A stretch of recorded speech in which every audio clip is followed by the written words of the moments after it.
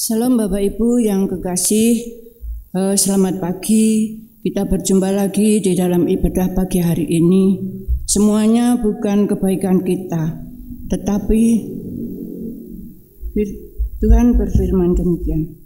Sebab segala sesuatu adalah dari Dia dan oleh Dia dan kepada Dia. Bagi Dialah kemuliaan sampai selama-lamanya. Mari kita sambut dengan kita memuji Kidung Jemaat 10. Pujilah Tuhan Sang Raja.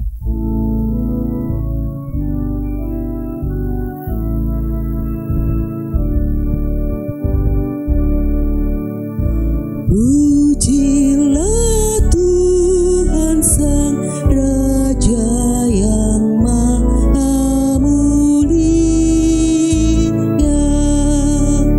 segenap hati dan jiwaku pujilah Dia. Datang bergaul, berilah musikmu bergaul, angkatlah puji-pujian.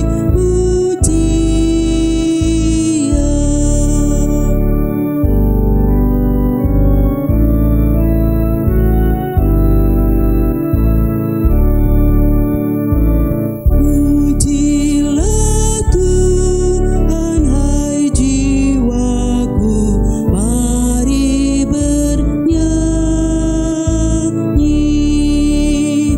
Semua makhluk bernafas, iringilah kami. Puji terus nama yang maha kudus, padukan suaramu, amin. Saudara-saudara jemaat yang dikasihi Tuhan, mari bersama kita meneduhkan hati seraya mengaku demikian, bahwa pokok pertolongan kita adalah Allah Sang Pencipta langit dan bumi, yang tidak hanya mencipta tapi merawat dan melawat setiap ciptaannya dengan kasih yang tak berkesudahan. Damai sejahtera Tuhan Yesus menyertai umat-Nya. Amin. Beginilah sabda Tuhan bagi kita sebagai nats pembimbing kita di awal ibadah ini. Karena begitu besar kasih Allah akan dunia ini, sehingga Ia telah mengaruniakan anaknya yang tunggal, supaya setiap orang yang percaya kepadanya tidak binasa, melainkan beroleh hidup yang kekal. Amin. Kita merespon akan firman Tuhan dengan Kidung Jemaat 178 bait yang pertama.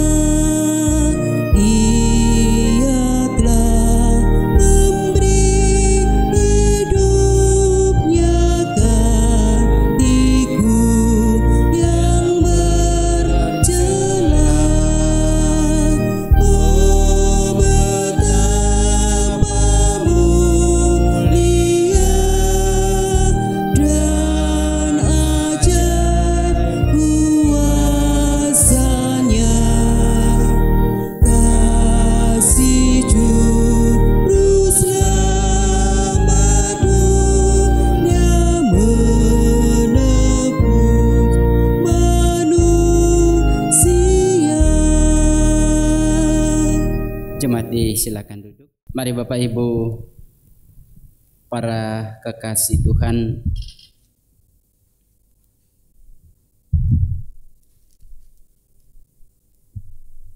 bahagian firman Tuhan yang menghantar kita untuk masuk di dalam pengakuan dosa.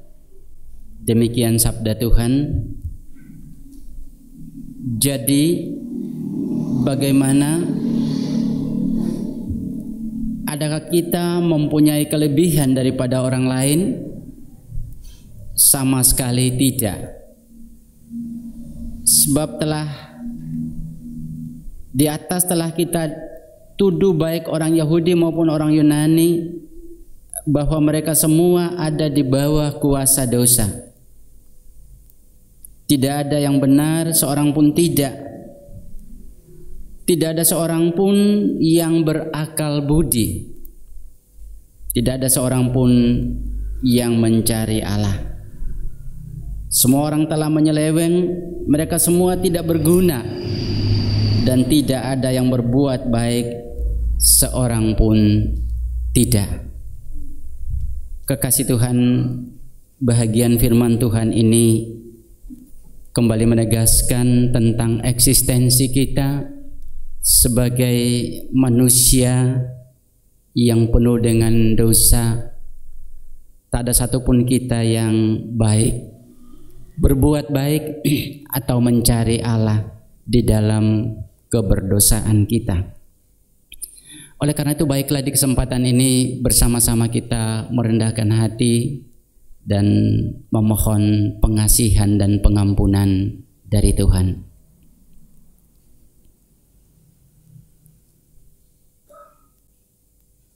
Bersama kami mengaku dengan jujur, dengan tulus, juga dengan segala kebanggaan kami akan Dikau, Tuhan yang setia, selamanya mengasihi, mengayomi dan melawat hidup kami. Tak ada sedetik pun berlalu tanpa kemurahan, perhatian dan cinta Tuhan yang kami rasakan dalam kehidupan. Banyak sekali kebaikan-kebaikan Tuhan yang jauh dari yang kami pahami.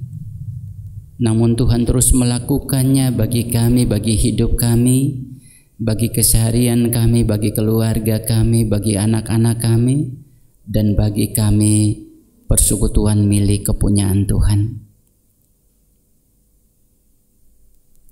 Memandang kepada semua kasih dan kebaikan, menghayati akan semua cinta dan kemurahan,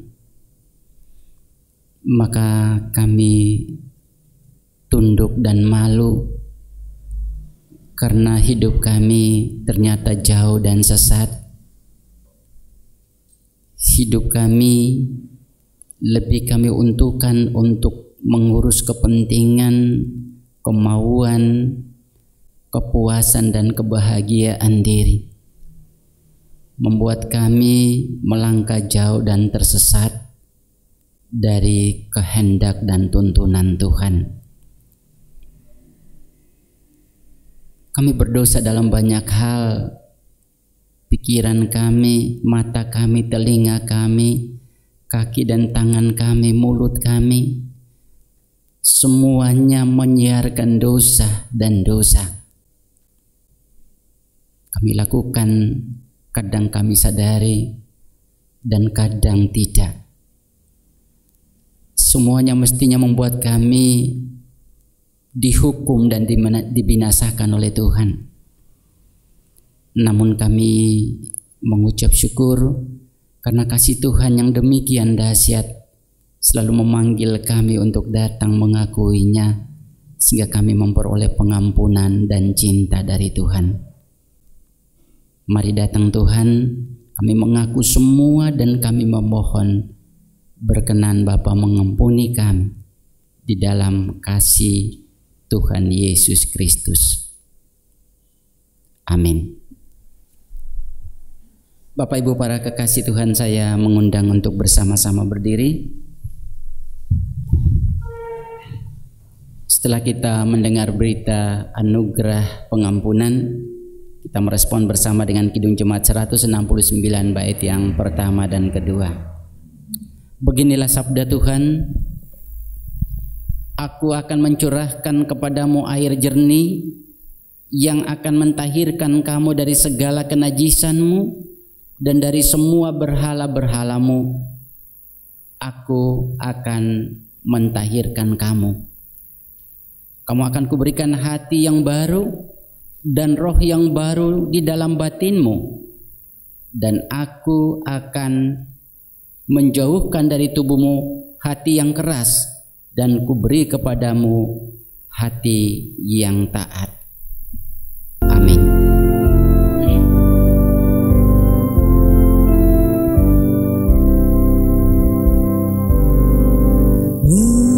Memandang salib Rajaku yang mati untuk dunia, ku rasa hancur juangkanku dan harta hilang harganya.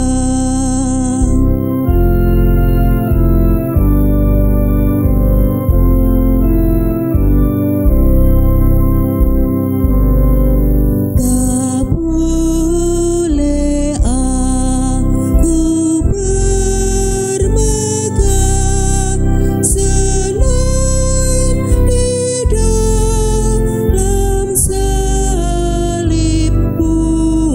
Buang nikmat dunia demi darahmu yang kudus. Jemaat disilakan duduk. Baiklah, kita bersama-sama mempersiapkan hati kita dan kita akan masuk dalam pelayanan sabda Tuhan. Diawali oleh doa dan pembacaan oleh rekan anggota majelis jemaat.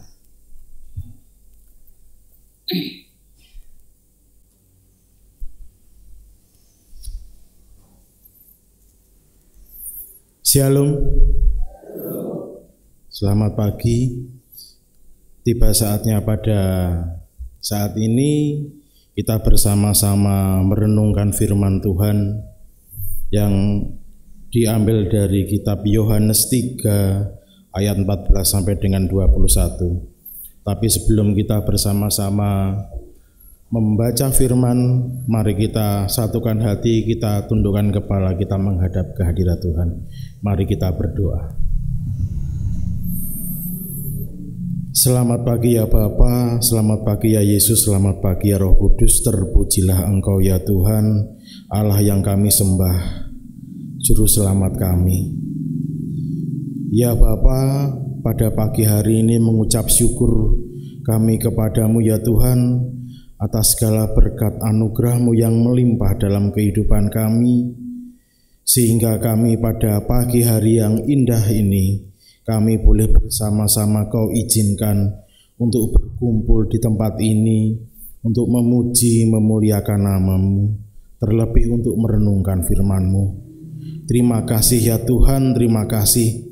Ini semua bukan karena kebaikan dan kekuatan kami, tapi kami percaya ini hanya semata-mata anugerah dan berkat-Mu untuk kami, anak-anak-Mu.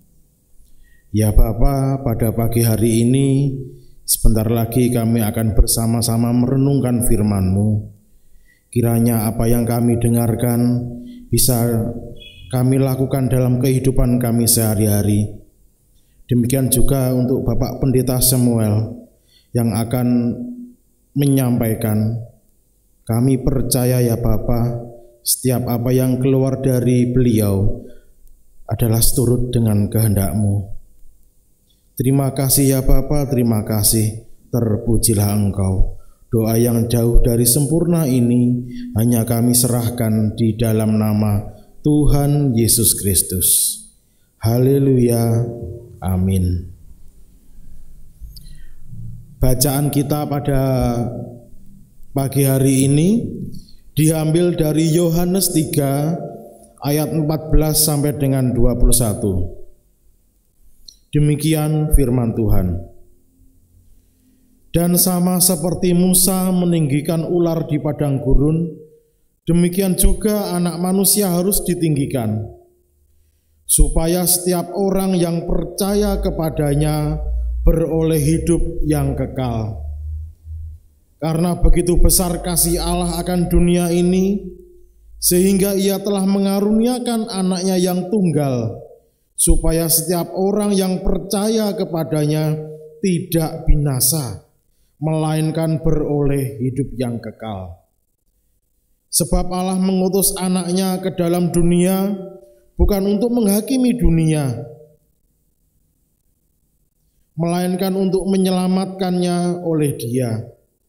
Barang siapa percaya kepadanya, ia tidak akan dihukum. Barang siapa tidak percaya, ia telah berada di bawah hukuman, sebab ia tidak percaya dalam nama Anak Tunggal Allah. Dan inilah hukuman itu, terang telah datang ke dalam dunia, tetapi manusia lebih menyukai kegelapan daripada terang, sebab perbuatan-perbuatan mereka jahat. Sebab barang siapa berbuat jahat, membenci terang dan tidak datang kepada terang itu, supaya perbuatan-perbuatannya yang jahat itu tidak nampak. Tetapi barang siapa melakukan yang benar, ia datang kepada terang, supaya menjadi nyata bahwa perbuatan-perbuatannya dilakukan dalam Allah. Amin. Mari kita sambut dengan musikan NKB 117 ayat yang pertama dan kedua.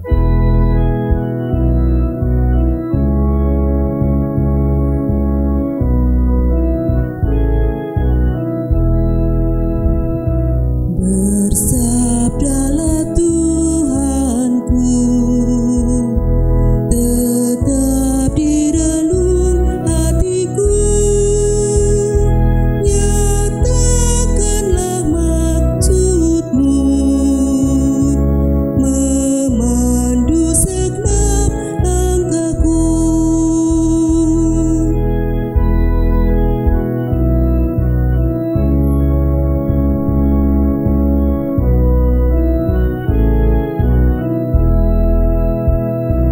Firman-Mu ya Tuhanku, setiap saat ku perlu, dan jadilah suluku,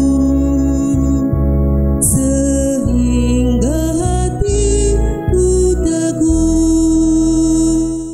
Shalom Bapak Ibu. Sungguh kita merasa bahagia dan sukacita karena di hari yang kudus ini Tuhan berkenan memanggil saya dan Bapak Ibu, baik kita yang ada di ruang ibadah ini maupun saudara-saudara kita yang mengikutinya dari rumah atau dari kelompok-kelompok pelayanan, bahwa kita akan disapa oleh firman Tuhan di minggu masa raya Paskah ini dengan mempersiapkan diri untuk menuju kepada perayaan Paskah atau kematian dan kebangkitan Kristus. Memandang Kristus sebagai Sang Juru Selamat. Judul yang akan kita renungkan bersama di minggu yang kudus ini. Bapak Ibu saudara-saudara yang dikasihi Tuhan, bahagian firman Tuhan yang kita baca tadi sesungguhnya adalah potongan dari perikop yang dimulai dari ayat yang pertama, di mana di ayat pertama sampai dengan ayat yang ke-13 itu Tuhan Yesus sedang berbicara dengan Nikodemus tentang lahir baru sebagai syarat seseorang masuk ke dalam kerajaan Allah. Menarik dalam percakapan itu, dalam pernyataan di ayat yang ke-14, kalau kita cermati, sebetulnya pernyataan itu adalah jalan masuk yang dipakai Tuhan Yesus untuk menjelaskan eksistensi atau keberadaan dirinya sebagai anak manusia. Sebelum Tuhan Yesus menyatakan perihal anak manusia yang ditinggikan, Tuhan Yesus menghantar Nikodemus sebagai salah satu pemimpin agama Yahudi untuk mengingat kembali peristiwa yang pernah terjadi yang dialami oleh nenek moyangnya Israel, bahwa bangsa Israel pernah bersungut-sungut tentang persoalan makan dan minum manakala mereka sedang melakukan perjalanan menuju ke Teluk Akaba. Ini bagian dari rangkaian perjalanan mereka. Teluk Akaba itu adalah, kalau kita lihat peta Timur Tengah, dia di bagian selatan Israel, di bagian selatan Edom juga, di mana persungutan yang dilakukan itu kemudian Tuhan menghukum mereka dengan cara mendatangkan ular-ular tedung yang berbisa untuk memakut orang-orang Israel, dan banyak yang mengalami kematian. Setelah mereka sadari bahwa itu akibat dari kesalahan, mereka segera mengaku dosa dan meminta Musa untuk berdoa, memohon pengampunan. Dan apa yang dikatakan Tuhan? Tuhan menyuruh Musa untuk membuat patung ular tedung dari tembaga dan meletakkannya di atas tiang, sehingga setiap orang yang dipakut oleh ular tedung cukup memandang kepada patung ular itu saja dan mereka sembuh. Memang kalau kita merenungkan itu kelihatannya tidak masuk akal. Tapi Allah itu punya cara yang hebat untuk bisa menolong umatnya, terkadang di luar dugaan kita. Nah, Bapak Ibu saudara-saudara yang dikasihi Tuhan, Nikodemus selaku pemuka agama Yahudi, tentunya dia sangat paham tentang peristiwa yang diceritakan atau disampaikan Tuhan Yesus atau disinggung Tuhan Yesus tadi, tentang patung ular tedung yang ditinggikan. Ya, sebagai pemimpin agama Yahudi yang mengerti atau belajar tentang sejarah Israel, pasti dia sudah paham apa yang terjadi pada perjalanan nenek moyangnya ketika berangkat dari Mesir menuju ke tanah Kanaan. Dan juga tentu dalam percakapan itu pada akhirnya dia juga mengerti bahwa yang dimaksudkan dengan anak manusia itu adalah Yesus Kristus yang sedang bercakap-cakap dengan dia. Walaupun Bapak Ibu, makna anak manusia yang ditinggikan itu tentunya jauh lebih penting dan utama dari sekedar patung ular tembaga yang ditinggikan. Kalau dalam cerita tadi, orang Israel diminta untuk cukup memandang saja kepada patung ular itu yang dibuat, itu mereka sembuh. Tetapi kepada anak manusia tidak hanya kita memandang, tapi memandang dan percaya. Karena ketika kita memandang dan percaya, tidak hanya persoalan sembuh secara fisik, tetapi juga kita mengalami pengampunan dan memperoleh kehidupan kekal. Sungguhnya kebutuhan utama manusia itu bukan soal makan dan minum, bukan soal lahirianya, bukan soal penyakit yang disembuhkan, tetapi kebutuhan utama saya dan Bapak Ibu adalah bertobat dan menerima kehidupan kekal yang ditawarkan Allah di dalam Tuhan Yesus Kristus. Kalau kita mau jujur, kita manusia itu cenderung mengutamakan persoalan-persoalan makan dan minum. Sehingga oleh karena itu kita lalu mengabaikan persoalan yang sangat prinsip yang mestinya kita miliki dalam kehidupan. Persoalan yang bersifat kekal, yaitu pengampunan dan keselamatan. Saking kita terlalu memberikan penekanan kepada persoalan kebutuhan lahiriah, sampai-sampai Tuhan kadang dinilai kebaikannya itu dari seberapa jumlah pemberian-pemberian yang bisa memenuhi kebutuhan hidup kita. Padahal Bapak Ibu, Allah mengutus Tuhan Yesus dalam tanda kutip bukan untuk mengurus soal makan dan minum kita saja.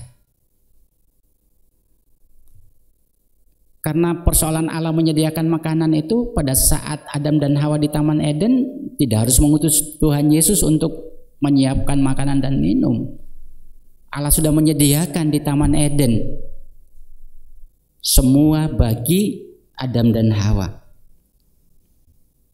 Namun demikian Bapak Ibu, kita tidak bisa mengingkari bahwa Tuhan Yesus atau kehadiran Tuhan Yesus pun dia pernah menyinggung bahwa aku datang supaya mereka mempunyai hidup dan mempunyainya di dalam kelimpahan. Juga kita tidak bisa mengingkari bahwa Tuhan Yesus pun menyediakan berkat jasmania bagi orang-orang yang mengikut dia, dan terkhusus pada zaman itu dia memberi makan 5.000 orang. Namun fokus Tuhan Yesus sebetulnya bukan pada makan dan minum, tetapi dengan mujizat memberi makan 5.000 orang, Tuhan Yesus sedang memperkenalkan supaya orang-orang tahu kuasa apa yang ada di dalam diri Tuhan Yesus. Kekasih Tuhan, ungkapan yang membuat Nikodemus tadi agak sedikit merasa berbeda atau terkejut, katakanlah begitu, adalah ketika Tuhan Yesus dengan lantang mengatakan, karena begitu besar kasih Allah akan dunia ini, sehingga ia telah mengaruniakan anaknya yang tunggal, supaya setiap orang yang percaya kepadanya tidak binasa, melainkan beroleh kehidupan yang kekal. Kekagetan yang pertama adalah setelah dia mendengar pernyataan Tuhan Yesus, ini agak berbeda. Bagi orang-orang Yahudi, kasih Allah itu hanya spesial bagi umat pilihannya. Ketika Allah berinisiatif untuk memanggil Abraham, Isa, Yakub, dari 12 anak Yakub kemudian menjadi sebuah bangsa, dan mereka selalu mengklaim bahwa kasih Allah itu hanya bagi umat Israel. Apalagi Allah menuntun mereka keluar dari Mesir dan menuju kepada tanah Kanaan, dan sepanjang itu Allah menunjukkan kasih kepada mereka dalam banyak hal. Itulah sebabnya mereka selalu mengklaim bahwa kasih Allah itu jangan sampai ke dunia lain, jangan sampai kepada orang lain, cukup kepada bangsa Israel. Memang itu benar, tetapi mereka lupa bahwa melalui Israel bangsa-bangsa di dunia diberkati. Apalagi dengan kedatangan Tuhan Yesus sebagai keturunan dari Daud, keturunan dari Abraham, maka janji berkat itu tidak lagi menetap di Israel, tapi sudah saatnya untuk keluar. Bangsa-bangsa di dunia, siapapun, orang dari manapun, tanpa kecuali, semua kita ditawarkan kasih Allah. Jadi alamat kasih Allah itu bukan kepada orang Israel lagi atau Israel saja, tetapi kepada semua kita. Dan tawaran itu harus ditanggapi. Siapa yang menerima, diampuni, dibebaskan. Yang tidak menerima, pasti dihukum.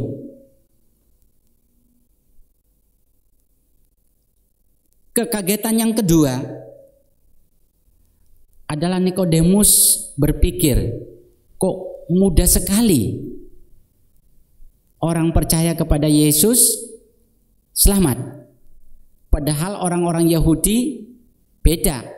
Mereka harus berjuang memenuhi atau melakukan 613 aturan atau syarat untuk menuju kepada keselamatan. 613 itu adalah aturan hukum yang sudah dikembangkan dari hukum Taurat. Dan mereka harus memenuhi ini untuk menuju kepada keselamatan. Dia mendengar orang-orang yang percaya kepada Yesus dan diselamatkan, kok mudah sekali.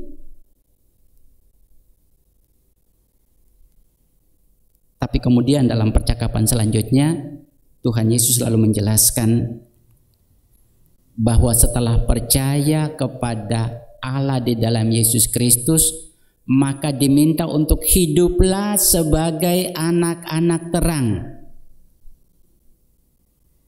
Hidup sebagai anak terang adalah bukti yang membuktikan bahwa kita adalah anak-anak Tuhan.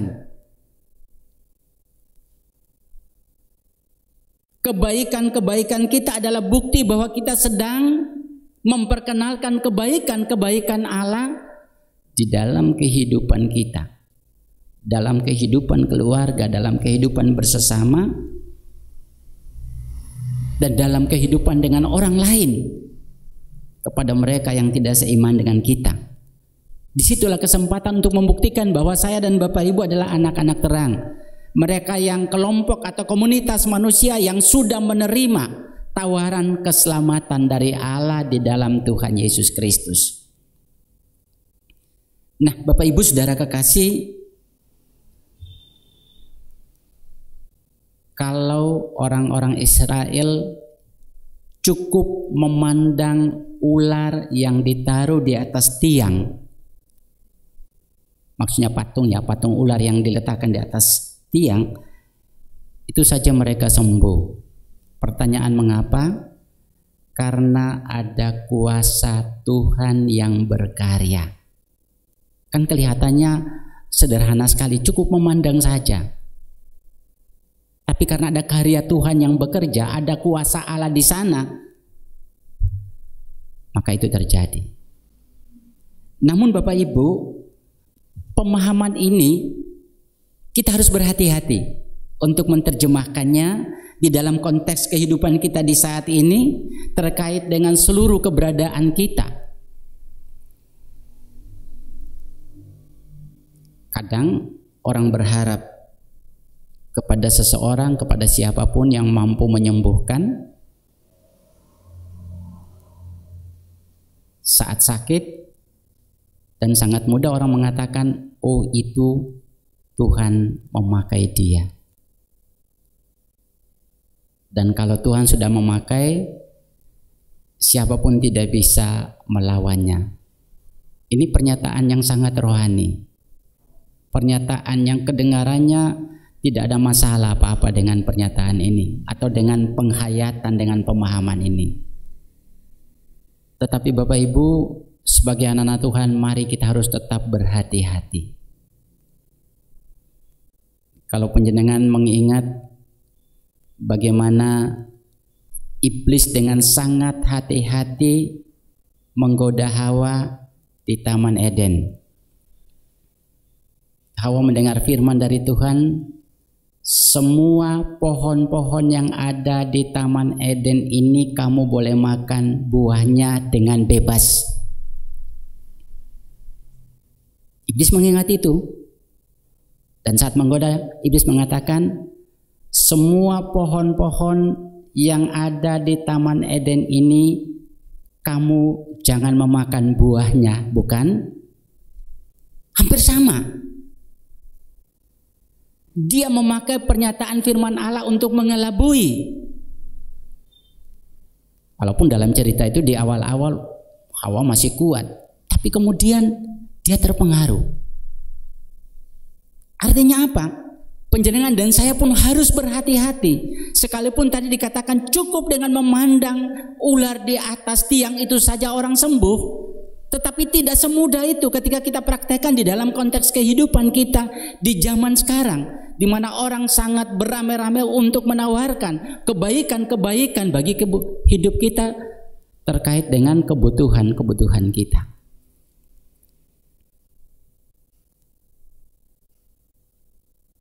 Pengikut Kristus diminta untuk memandang kepada Kristus,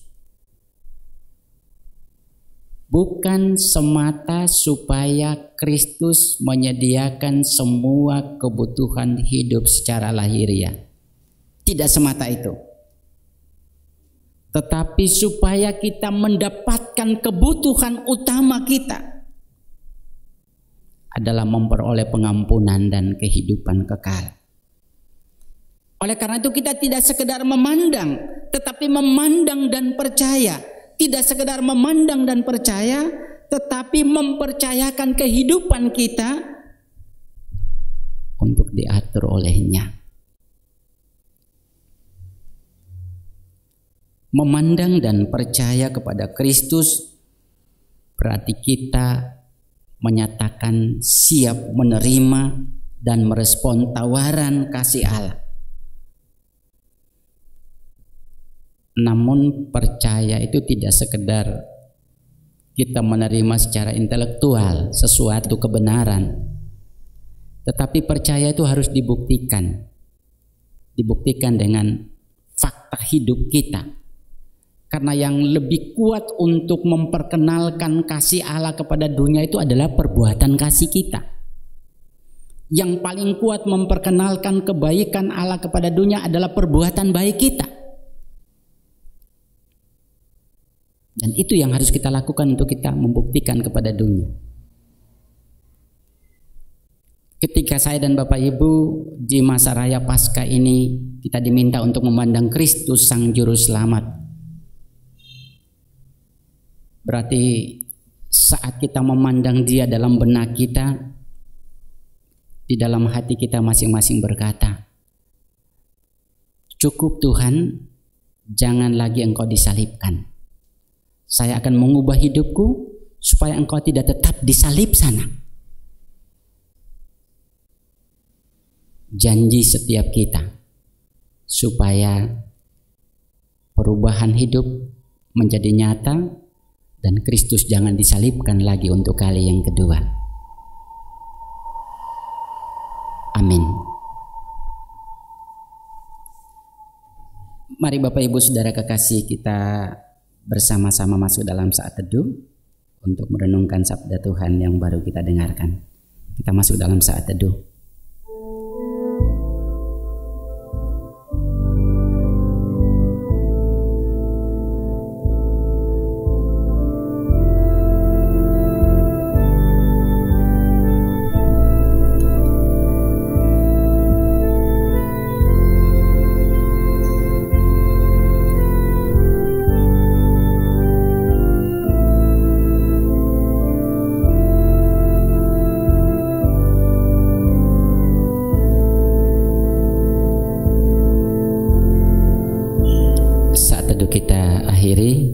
Saya mengundang jemaat untuk bersama berdiri bersama dengan semua orang percaya di segala abad dan tempat. Kita mengikrarkan pengakuan iman rasuli yang demikian. Aku percaya kepada Allah, Bapa yang Maha Kuasa, Khalik langit dan bumi, dan kepada Yesus Kristus, anaknya yang tunggal Tuhan kita, yang dikandung daripada Roh Kudus, lahir dari anak darah Maria, yang menderita di bawah pemerintahan Pontius Pilatus, disalibkan, mati dan dikuburkan, turun ke dalam kerajaan maut.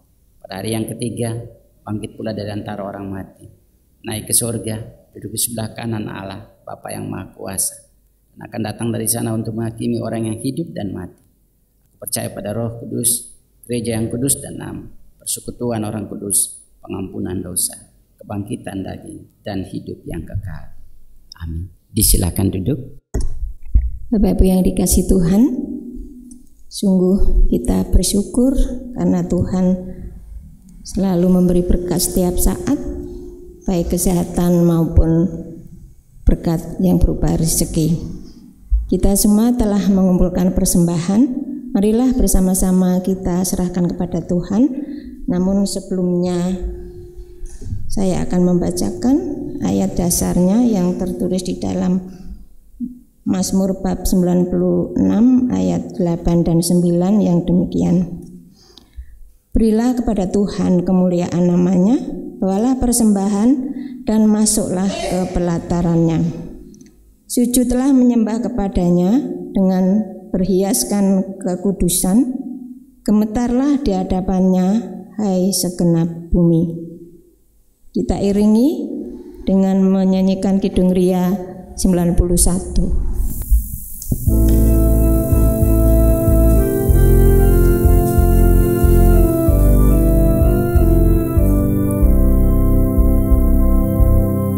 Sungguh ku bangga Bapa punya Allah seperti Engkau. Sungguh ku bangga Yesus atas segala pengorbananmu. Tak ingin aku hidup lepas dari kasih-Mu. Kasih-Mu menyelamatkan dan beriku pengharapan. Kini ku persembahkan apa yang aku miliki. Memang tiada berarti bila dibanding dengan kasih-Mu. Namun ku ingin memberi dengan sukacita di hati, karena aku tahu ini menyenangkan hati-Mu.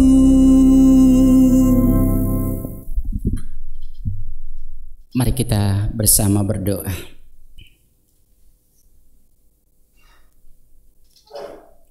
Dengan sukacita, dengan penuh kerendahan hati, kami sujud di hadapan Tuhan, menghaturkan rasa sukacita dan syukur karena kami diberkati Tuhan melalui firman di hari ini, agar tetap kami memandang Kristus sebagai Sang Juru Selamat. Karena dengan memandang dan percaya, maka kami memperoleh keselamatan, juga kekuatan untuk mewujudkan perilaku hidup anak-anak terang yang telah diselamatkan oleh Kristus. Dengan memandang kepada Kristus sebagai Sang Juru Selamat, terus mengingatkan kami akan betapa besar pengorbanan Tuhan Yesus, sehingga biarlah setiap kami berjanji secara pribadi, punya komitmen untuk tidak lagi hidup dalam dosa dan kesesatan, agar Dikau tidak tetap berada di salib di sana, tetapi Engkau ada di dalam kemuliaan-Mu dan siap menantikan kedatangan setiap kami sesuai saat dan waktu yang Tuhan tentukan. Terima kasih Bapa di surga, dengan menatap dan memandang kepada Dikau, maka kami diajarkan untuk hidup dalam ketaatan kepada kehendak-Mu, Kami berlakukan itu dalam segala konteks kehidupan kami, dalam kehidupan keluarga, dalam konteks kehidupan bersesama dan bermasyarakat, dalam konteks kehidupan panggilan bergereja, dan dalam konteks kehidupan berbangsa dan bernegara. Sebab kami yakin ketika kami taat kepada Tuhan dengan sungguh dan tulus, maka ketaatan itu akan mewarnai dan membias dalam setiap perilaku kehidupan kami kepada sesama dan kepada kemuliaan nama Tuhan. Ajari kami supaya dengan memandang Kristus kami kuat menghadapi setiap tantangan-tantangan dan persoalan-persoalan dalam kehidupan. Ketika kami memandang Kristus, maka kami akan jadi pribadi-pribadi yang bijaksana untuk mengatasi persoalan-persoalan kehidupan sebagai pribadi keluarga, persoalan-persoalan kehidupan pekerjaan, persoalan-persoalan terkait dengan pendidikan anak-anak kami. Biarlah kami semua memandang Tuhan supaya kami melangkah dengan langkah-langkah yang pasti dan bijaksana karena dituntun oleh Roh Kudus.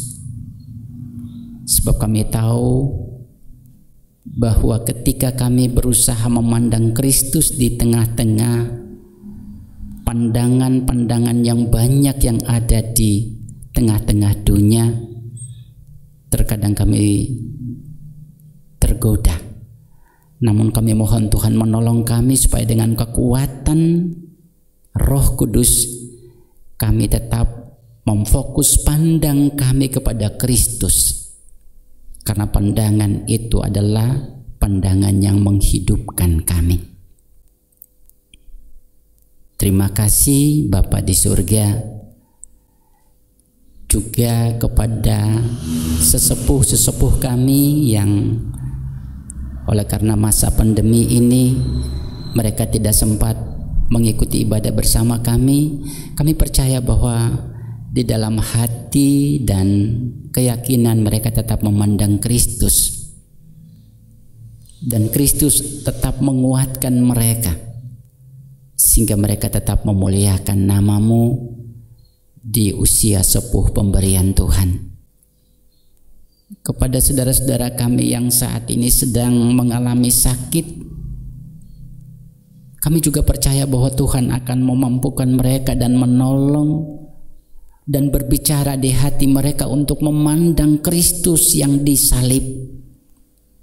Karena di sana ada pengampunan, karena di sana ada pengharapan, karena di sana ada mujizat, di sana ada keajaiban yang akan Tuhan lakukan bagi setiap kekasih-kekasih Tuhan yang memandang dengan penuh pengharapan akan pertolongan Tuhan. Terima kasih Tuhan, ajarilah kami semua warga jemaat, para pelayan-pelayan Tuhan di seluruh komisi pelayanan yang ada di jemaat Tuhan di sini.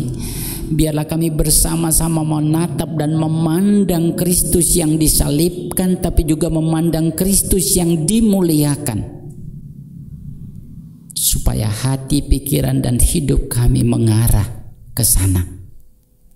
Kami mendapatkan hikmat, kami mendapatkan kekuatan, kami mendapatkan pengertian untuk bagaimana mewujudkan panggilan dalam peran-peran kami, dan bagaimana kami menjalani atau mengelola kehidupan pemberian Tuhan, tentunya dengan kekuatan yang datang ketika kami memandang Tuhan dengan penuh harap. Terima kasih Tuhan. Kami berdoa agar Tuhan pun menolong pemerintah kami yang sungguh-sungguh berat, pemerintah kami di lembaga eksekutif, juga para ciptaan kekasih Tuhan yang ada di lembaga legislatif, yudikatif, demikian juga dengan aparat keamanan TNI dan Polri, semua kami masyarakat komponen bangsa ini yang Tuhan panggil untuk ada di dalam waktu dan konteks yang sama, di mana kami ditugaskan untuk mengentaskan keberadaan pandemi corona yang dampaknya sangat memprihatinkan kehidupan kami. Biarlah dengan pertolongan Tuhan, semua pihak dan kami bangsa ini diberikan kekuatan, pengertian, kesabaran, roh kebersamaan, satu hati sebagai anak-anak bangsa, satu pengertian, satu visi, satu misi, supaya bersama-sama kami bangkit untuk melawan kekuatan pandemi COVID-19 ini. Sehingga biarlah kami boleh berlalu bersama kekuatan dan pertolongan Tuhan untuk memulai hari hidup di waktu yang akan datang dengan penuh ketentraman dan penuh hidup di suasana yang baru. Tuhan tolong supaya di masa-masa seperti ini jangan kami saling mengumpat, jangan kami saling mencari kebenaran dan pembenaran diri atau kelompok. Tuhan tolong agar di masa-masa seperti ini kami tidak saling menuding siapa yang salah, tapi biarlah dengan semangat dan penuh kerendahan hati kami bangkit, saling merangkul, saling menopang untuk menyelesaikan persoalan bangsa kami dalam berbagai hal, dan termasuk kekuatan pandemi COVID-19 yang terus menyebar di antara kehidupan kami ataupun juga di dunia ini. Kami percaya Tuhan akan menguatkan pemerintah kami dan semua kami untuk terlibat di dalam mengemban panggilan bernegara demi untuk masa depan yang lebih baik. Tuhan, terima kasih. Kami berdoa bagi gereja Tuhan di tengah-tengah dunia yang juga ikut berjuang menyatakan kasih dan kemurahan, terus berdoa memohon berkat dan kemurahan Tuhan bagi dunia ini, dan terkhusus bagi bangsa kami tercinta Indonesia, dan terkhusus bagi gereja kami, Gereja Kristen Jawi Wetan di Jemaat Pari. Tuhan tolong kami semua supaya panggilan untuk berperan sebagai pendoa-pendoa di tengah-tengah dunia ini, biarlah kami mampu memeraninya, karena doa punya kekuatan dan kuasa yang besar untuk mengubah yang tidak mungkin menjadi mungkin. Biarlah kami dikuatkan dan kami disadarkan bahwa panggilan kami utama adalah terus membawa syafaat pribadi, syafaat keluarga, sehingga kami bisa mengatasi dilema-dilema yang dihadapi, baik dalam skala kecil dalam kehidupan rumah tangga maupun skala yang lebih besar dalam kehidupan bersesama dan kehidupan berbangsa dan bernegara. Terima kasih Tuhan, kami mengingat saudara-saudara kami di berbagai-bagai tempat di tanah air ini yang mengalami bencana alam, entah itu banjir atau apapun. Kami berdoa Tuhan tolong sayangi mereka, karena mereka adalah bahagian dari kami, bahagian ciptaan tangan kasih Tuhan. Apa dan siapapun kami dan apapun siapapun mereka, Tuhan menolong dan mengasihi mereka dengan pertolongan yang sejati. Terima kasih Bapa di surga. Begitulah doa dan permohonan kami di saat ini. Kami bersama menghaturkan persembahan yang sudah kami bawakan. Berkenan Bapa menerimanya, dan kami percaya di dalam tangan dan kuasa-Mu alat yang kecil ini menjadi berkat dalam pelayanan di tengah-tengah hidup bergereja maupun pelayanan bagi dunia ini. Tuhan mengasihi saudara-saudara kami yang Tuhan percayakan untuk mengelolanya. Biarlah takut dan hormat akan Tuhan menjadi acuan dalam pengelolaan berkat Tuhan ini. Kami bersyukur Tuhan memberi kami kesempatan untuk bersama memuliakan Tuhan dengan peran-peran yang sudah kami lakukan. Biarlah apa yang kami persembahkan di pagi ini untuk mendukung liturgi ibadah, biarlah ini boleh menjadi berkat. bagi kehidupan persekutuan kami, tapi juga Tuhan mengasihi dan memberkati kami. Kekasih-kekasih Tuhan yang juga saat ini beribadah di rumah-rumah, berada di tempat-tempat kecil pelayanan, biarlah Tuhan juga memberkati keberadaan mereka, sehingga mereka pun mengalami sukacita dan suasana yang sama seperti kami di saat ini. Bapa, kami mempersiapkan diri untuk memasuki kehidupan di hari esok dengan berbagai aktivitas yang menanti. Berkenan Bapa bersama kami, sehingga dengan Tuhan kami memiliki langkah-langkah yang pasti, pikiran-pikiran yang bijaksana untuk menjalani hidup di dalam rencana dan kehendak-Mu. Masih banyak hal yang patut kami pohon dan pinta terkait dengan hidup dan kebutuhan kami, namun kami terbatas dalam ungkapan dan pikiran. Berkenan Tuhan sempurnakan doa ini, karena doa yang jauh dari sempurna ini kami haturkan kepada Bapa di surga, di dalam nama Tuhan kami Yesus Kristus, yang mengajar kami berdoa Bapa kami dengan pujian.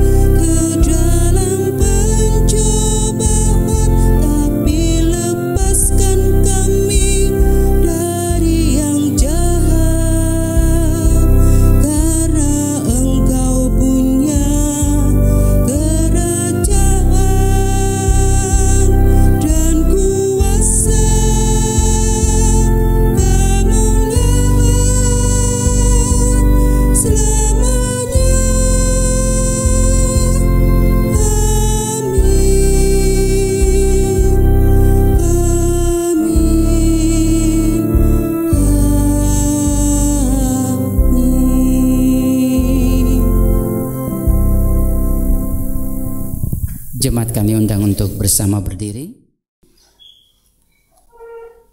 Saudaraku, berusaha untuk tetap fokus dalam memandang Kristus di antara banyak alternatif pandangan yang menggoda yang ditawarkan dunia bukanlah hal yang mudah. Oleh karenanya, yakinkan diri bahwa kita selalu butuh juru selamat yang menjaga dan membimbing tiap langkah dan juang kita. Kidung Jemaat 402 bait yang pertama dan ketiga.